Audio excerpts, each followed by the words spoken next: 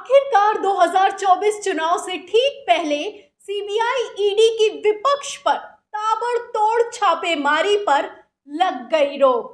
जी हां, एक प्रस्ताव पारित किया गया है जिसके बाद सीबीआई ईडी की कथित तानाशाही पर रोक लगा दी गई है।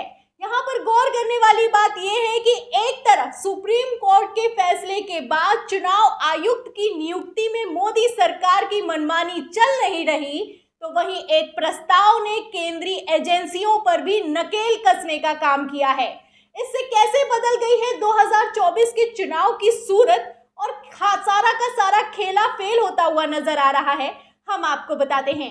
खबर देखिएगा TV9 भारतवर्ष की। इसमें लिखा हुआ है कि केंद्रीय एजेंसियों के खिलाफ सीएम ममता का बड़ा कदम, विधानसभा में पारित हुआ प्रस्ताव। तो ये प्रस्ताव क्या कह रहा है और कैसे नकेल कस जाएगी सीबीआई ईडी पर, ध्यान से सुनेगा।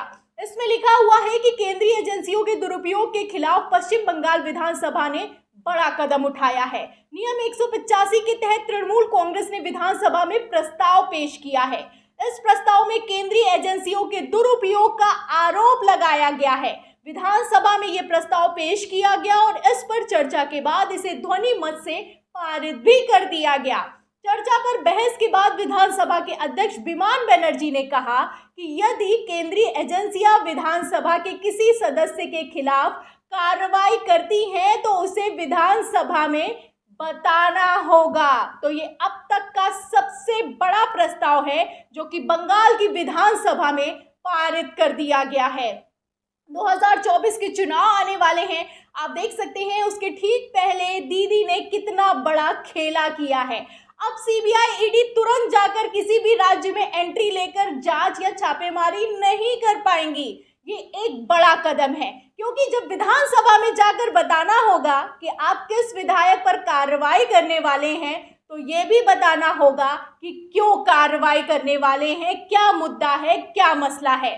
फिलहाल आप देख सकते हैं कि इस प्रस्ताव के पारित होने के साथ ही 2024 चुनाव की सूरत भी बदलती हुई नजर आ रही है, क्योंकि ये प्रस्ताव सीबीआई ईडी केंद्रीय एजेंसियों के खिलाफ लाया गया है, उन एजेंसियों के खिलाफ लाया गया है जो कि चुनाव होता है या फिर किस सत्ता परिवर्तन का खेला हो रहा होता है तो तुरंत एक्टिव हो जाती हैं। एक्टिव हमेशा विपक्ष पर होती हैं। कैसे कार्रवाई होती है ये तो आप बेहतर जानते हैं। महाराष्ट्र का उदाहरण तो आप जानते ही हैं कि कैसे सत्ता परिवर्तन का जब खेला चल रहा था तब संजय राउत को गिरफ्तार किया गया। गिरफ्तारी के बाद जब कोर्ट ने छोड़ा तो कहा भी, जब उनको रिहाई दी गई तब कहा भी कोर्ट ने कि ये जो संजय राउत को गिरफ्तार किया गया ये अवैध था, उनकी जो गिरफ्तारी थी वो नाजायज थी। लेकिन इसके बाद भी ईडी सीबीआई ने किसी तरह पर कोई कार्रवाई ना उन पर हुई, ना उन्होंने किसी तरह का कोई जवाब दिया। तो सवाल यहाँ पर इस बात का उठता है कि जो एक्शन बड़े बड़े लिए जाते हैं जब वो कोर्ट में जाकर शून्य हो जाते हैं तो इन पर वापस कार्रवाई क्यों नहीं होती, इनसे जवाब क्यों नहीं माना जाता है, और फिलहाल ये खेला क्यों हमेशा विपक्ष पर होता है। इस तरह के सवाल लगातार खड़े हुए और इन सवालों पर विराम लगाते हुए ममता बनर्जी ने एक प्रस्ताव पारित कर दिया है। बता दें कि ये जो प्रस्ताव है ये बड़ा कदम माना जा रहा है, 2024 चुनाव से पहले बड़ा खेला माना जा रहा है। फिलहाल इसमें देखिएगा, इसमें लिखा भी हुआ है कि इस प्रस्ताव को नियम 185 के तहत विधानसभा में लाया गया। इसमें लिखा है खबर में कि मौजूदा सत्र के आखिरी दिन सोमवार को विधानसभा में नियम 185 के तहत प्रस्ताव लाया गया। राज्य के मंत्री शोभन देव चट्टोपाध्याय ने देश भर में विपक्ष को घेरने के लिए केंद्रीय जांच एजेंसियों का इस्तेमाल किया जा रहा है। देश निरंतर तानाशाही की ओर बढ़ रहा है। ईडी सीबीआई देश भर में विपक्षी नेताओं के घरों पर छापेमारी कर रही हैं। आरोप है कि राजनीतिक बदले की भावना से विपक्ष को बेवजह परेशान किया जा रहा है।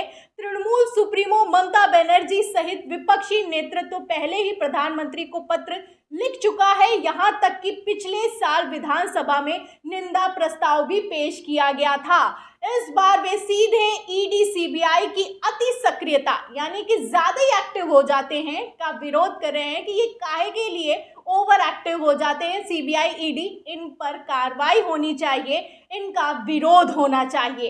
और इसी का विरोध करते हुए ये प्रस्ताव पारित कर दिया गया है। फिलहाल चुनाव नजदीक है और चुनाव के ठीक पहले ये प्रस्ताव काफी अहम माना जा रहा है। जैसा कि आप जानते हैं कि सीबीआई ईडी एक्टिव भी हो जाती है, गिरफ्तारी भी हो जाती है, लेकिन विपक्ष के खिलाफ कोई खास सबूत नहीं दिखा पाती है। दिल्ली में भी आपने देखा, मनीष सिसोदिया को गिरफ्तार कर लिया गया। लगातार लालू यादव के घर पर भी, उनके करीबियों पर, उनके परिवार पर छापेमारी की जा रही है। इसी छापेमारी को रोकने के लिए, लगातार विपक्ष पर एक्टिव होने के लिए ये प्रस्ताव लाया गया है, जिसके बाद से अब अगर बंगाल में किसी विधायक पर छापेमारी करनी है तो पहले विधानसभा में जाकर बताना होगा। फिलहाल आपको बता दें कि बिहार में भी इसकी मांग उठ रही है। जैसा प्रस्ताव पारित हुआ है बंगाल में, वैसा ही कुछ प्रस्ताव लाने की मांग उठ रही है बिहार में। खबर देखिएगा नव भारत टाइम्स की, इसमें लिखा हुआ है कि होली की छुट्टी और सीबीआई ईडी के लालू परिवार और उनके करीबियों पर छापेमारी के बाद सोमवार से विधानसभा की कार्रवाई शुरू हुई। इस दौरान महागठबंधन की ओर से प्रश्नकाल के दौरान सीबीआई ईडी के छापे पर रोक लगाने की मांग उठाई गई। एक तरफ जहां आरजेडी विधायक भाई वीरेंद्र ने ईडी सीबीआई की छापेमारी को लेकर सवाल उठाया, वहीं उन्होंने ईडी और सीबीआई को राज्य में घुसने से पहले अनुमति लेने का कानूनी प्रावधान बनाने की मांग की है। उन्होंने कहा है कि जिस तरह से बंगाल समेत अन्य राज्यों में प्रावधान किया गया है, उसी तरह से बिहार में भी ऐसा ही नियम बनाया जाए। आरजेडी विधायक ने कहा कि बिहार में भी ऐसी व्यवस्था होनी चाहिए कि जांच एजेंसी राज्य के अनुमति के बगैर छापे की कार्रवाई ना कर सके। तो 2024 चुनाव से पहले अगर ये प्रस्ताव हर एक राज्य में पारित हो जाता है तो आप देख सकते हैं, समझ सकते हैं कि कैसे 2024 चुनाव की सूरत बदल सकती है। कई जगह विधानसभा चुनाव होने वाले हैं, 2024 लोकसभा चुनाव भी आने वाले हैं। इसके पहले CBI ED full active mode में दिखाई दे रही है। राजस्थान में आपने देखा कि किस तरीके से छापेमारी पर छापेमारी की जा रही है, और अगर ऐसे प्रस्ताव पारित हो जाएगा तो केंद्रीय एजेंसियों पर भी नकेल कस जाएगी। फिलहाल इस खबर पर आपका क्या कहना है? जो ममता बनर्जी ने प्रस्ताव पारित किया है वो भी चुनाव से ठीक पहले, इस पर आपकी क्या राय है? हमें कमेंट बॉक्स में जरूर लिखें। वीडियो को ज्यादा से ज्यादा शेयर करें, सब्सक्राइबर बटन दबाएं, बेल आइकन दबाएं ताकि हर खबर की नोटिफिकेशन आप तक पहुंचती रहे। मैं प्रियंका, आप देख रहे थे ऑनलाइन न्यूज इंडिया। कल मिलते हैं अगली खबर के साथ, तब तक के लिए धन्यवाद। इस खबर को अभी लाइक करें, शेयर करें, अभी चैनल को सब्सक्राइब करें और घंटी जरूर दबाएं।